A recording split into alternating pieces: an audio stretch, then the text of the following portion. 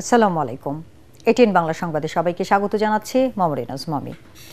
৫ আগস্টকে ঘিরে নিরাপত্তার কোনো ঝুঁকি নেই বলে জানিয়েছেন স্বরাষ্ট্র উপদেষ্টা জাহাঙ্গীর আলম চৌধুরী। তবে বিশেষ প্রয়োজনে রাজধানীতে বিশেষ অভিযান পরিচালনা করা হচ্ছে বলে জানান তিনি। রংপুরে ধর্ম অবমাননার ঘটনায় প্রয়োজনীয় ব্যবস্থা নেওয়া হয়েছে বলেও জানান উপদেষ্টা। সচিবালয়ে সাংবাদিকদের তিনি আরও বলেন, যেসব দেশের সাথে চুক্তি আছে সেসব দেশ ভ্রমণে অন অ্যারাইভাল ভিসা দেওয়া হচ্ছে। অন্তর্বর্তী সরকারের সব সংস্কার নির্বাচিত সরকার বৈধতা দেবে কিনা তা নিয়ে শঙ্কা করেছেন অর্থনীতিবিদ ডক্টর দেবপ্রিয় ভট্টাচার্য। সতর্ক করেছেন, এই সরকারের সেফ এক্সিট নিয়ে ভাবনার সময় এসেছে। তিনি বলেন, রাষ্ট্র সংস্কারে হাত দেওয়ার আগে সরকারের সক্ষমতা নিয়ে আরও ভাবা উচিত ছিল। রাজধানীর গুলশানে ডেমোক্রেসি ডায়াস আয়োজিত সেমিনারে ডক্টর দেবপ্রিয় এসব কথা বলেন। এ সময় সাংবাদিক সোহরাব হাসান অভিযোগ করেন, অন্তর্বর্তী সরকার মব নিয়ন্ত্রণ করতে পারেনি। তৃণমূলে বিএনপি, জামায়াত, এনসিপি চাঁদাবাজিতে জড়িয়ে পড়েছে।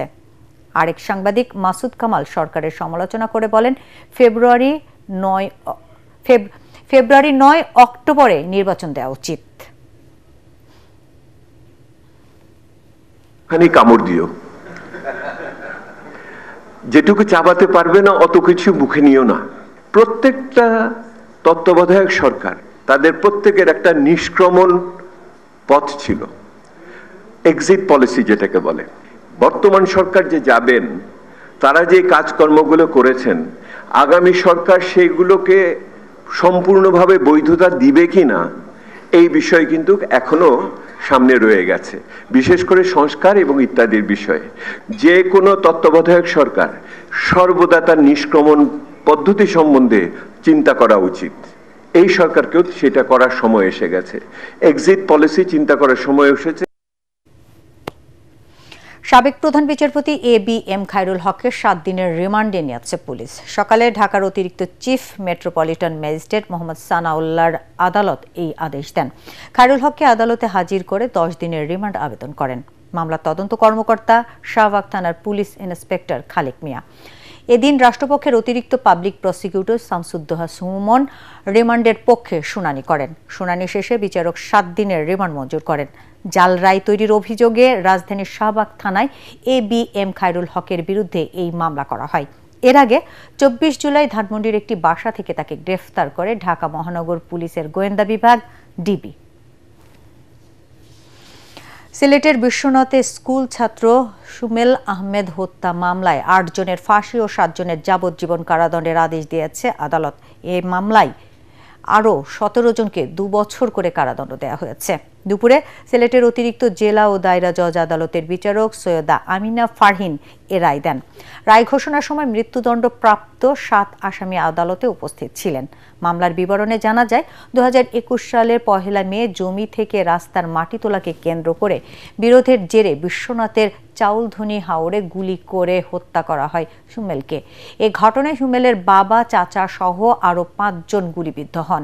পরে সুমেলের চাচা ইব্রাহিম আলী সিজিল বাদী হয়ে বিশ্বনাথ থানায় ৩২ জনকে আসামি করে মামলা করেন। জুলাই আন্দোলনে রংপুরের শিক্ষার্থী আবু সাঈদ হত্যার ঘটনায় মানবতা বিরোধী অপরাধের মামলার অভিযোগ গঠনের শুনানি শেষ হয়েছে।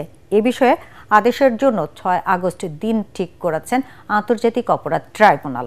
বিচারপতি নজরুল ইসলাম চৌধুরীর নেতৃত্বে ৩ সদস্যের ট্রাইব্যুনাল এই আদেশ দেন। এদিন শুনানি করেন আসামি পক্ষের আইনজীবী ও পলাতক আসামিদের পক্ষে রাষ্ট্রনিযুক্ত আইনজীবীরা। এ সময় মামলা থেকে আসামিদের অব্যাহতির আবেদন করেন তারা। রাষ্ট্রপক্ষের প্রসিকিউটর মিজানুল ইসলাম শুনানি করেন। পরে ব্রিফিংয়ে অভিযোগ গঠন হবে বলে আশা প্রকাশ করেন তিনি। এর আগে গত ২৮ জুলাই রাষ্ট্রপক্ষের শুনানি শেষ করেন চিফ প্রসিকিউটর তাজুল ইসলাম। এ মামলায় ৩০ আসামির মধ্যে এখনও পলাতক ২৪ জন। অতিবৃষ্টি ও পাহাড়ি ঢলে রাঙ্গামাটির কাপ্তাই হ্রদের পানি বেড়ে ঝুলন্ত সেতু ডুবে গেছে। দুর্ঘটনা এড়াতে সেতুর ওপর দিয়ে দর্শনার্থীদের পারাপার বন্ধ করে দিয়েছে পর্যটন কর্তৃপক্ষ। রাঙ্গামাটি পর্যটন কর্পোরেশনের ব্যবস্থাপক জানান, গত মধ্যরাতে হ্রদের পানিতে ঝুলন্ত সেতুর পাটাতন ডুবে যায়। এই অবস্থায় নিরাপত্তার কথা বিবেচনা করে আজ থেকে তাৎক্ষণিক দর্শনার্থীদের প্রবেশ বন্ধের ঘোষণা করা হয়েছে। হ্রদের পানি না কমা পর্যন্ত এই নিষেধাজ্ঞা বলবৎ থাকবে।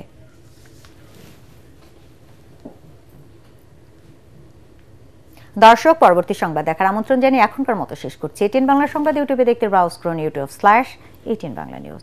ধন্যবাদ সবাইকে।